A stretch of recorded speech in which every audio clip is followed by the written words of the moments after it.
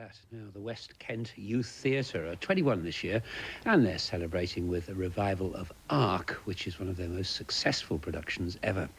It's a modern musical based on the Bible story of Noah's flood. It's in the final stages of rehearsal. Kathy Alexander has been along to watch a nostalgic trip, as she explains. Hairstyles and dress have changed a bit, but the overwhelming vitality and previously undiscovered artistic talent which the youth theatre draws from its members is just the same as it was when I first joined the group more than 10 years ago. Hundreds of young people from West Kent have trodden the boards since, and whether their job is on or off stage, the same enthusiasm and team spirit is evident. The driving force behind the youth theatre is Diana Edwards from Hildenborough, who's overseen every production for the past 21 years. Yet her spirit never seems to flag. The overriding impression still seems to be the enthusiasm generated there on stage. How do you keep that going all the time? I think that's what keeps me going through advanced old age. It's that kind of racket that's going on now. They do put everything they've got into it. Apart from acting and production, what do the young people learn from taking part in a show like this? It's about people working with people. It's about, it's about living together for 3 weeks, longer, because, of course, all through the September tour.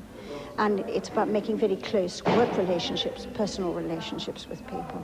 And do many of them actually go on in the theatre and in the media in that way? Lots. But oddly enough, principally into the technical side, into backstage.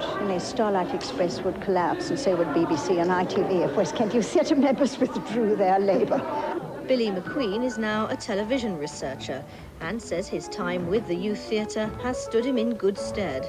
It wasn't so much the acting as being with a group of people and beginning to understand what the technicians did, understanding what the lighting was all about, understanding what a get-in was, which was 2 hours of sweat and putting all the stage up. And then there was a huge excitement when you were performing and coping with what happened afterwards. People would say, "Oh, I thought you were very good," or "You were awful." Coming to terms with that was quite a learning process. The group survives on grants from South East Arts, district and county councils and the TVS Trust. And this year's Coming of Age show should be one of the best ever. It's gonna rain.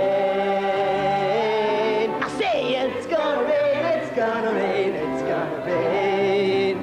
It's going to rain. The thunder is booming. There we must leave them, and still with the theatre.